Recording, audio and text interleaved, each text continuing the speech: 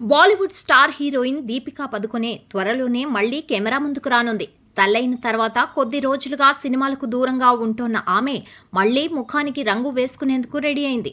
ఇప్పటికే షారూఖ్ ఖాన్ తో కలిసి కింగ్ సినిమాలో దీపిక నటిస్తోంది. ఇక సందీప్ రెడ్డి వంగ ప్రభాస్ కాంబోలో తెరకెక్కబోతున్న స్పిరిట్ సినిమాకు కూడా దీపికానే హీరోయిన్ గా అనుకున్నారు. అయితే వివిధ కారణాలతో దీపిక ఈ సినిమా నుండి తప్పుకుంది.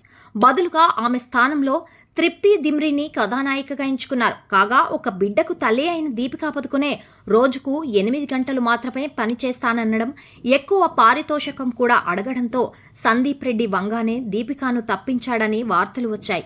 అయితే స్పిరిట్ తర్వాత దీపిక ఇప్పుడు కల్కి సినిమా సీక్వెల్లో కూడా నటించడం లేదని ప్రచారం జరుగుతోంది.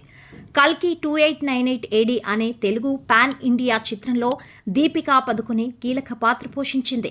ఈ సినిమా మొదటి భాగం ఇప్పటికే విడుదలైంది. రెండవ భాగం ప్రీ ప్రొడక్షన్ పనులు జరుగుతున్నాయి. ఇంతలో దీపికా పదుకొనే పని గంటలు, పారితోషికం గురించి వార్తలు సినిమా ఇండస్ట్రీలో హాట్ టాపిక్ గా మారాయి. ఈ క్రమంలో కల్కి 2898 AD చిత్ర బృందం కూడా దీపికా విషయంలో ఎలాంటి నిర్ణయం తీసుకుంటుందో తెలియాల్సి ఉంది. ఈ సినిమా మొదటి భాగం ఇప్పటికే విడుదలైంది కాబట్టి రెండవ భాగంలో దీపికా స్థానంలో మరో నటిని పెట్టడం సాధ్యం కాదు. కానీ ఆమె పాత్రకు ముగింపు ఇచ్చే అవకాశం లేకపోలేదు.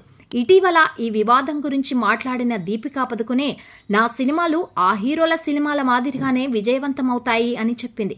అంటే తనకు కూడా స్టార్ హీరోలతో సమానంగా పారితోషికం ఇవ్వాలన్నది దీపికా ప్రధాన డిమాండ్. ఇప్పుడు కల్కి రెండవ భాగానికి ఆమె ఎక్కువ పారితోషికం అడిగే అవకాశం ఉంది. మరి కల్కి నిర్మాతలు దీపికా డిమాండ్కు తలొగ్గుతారా లేదా అనేది చూడాలి.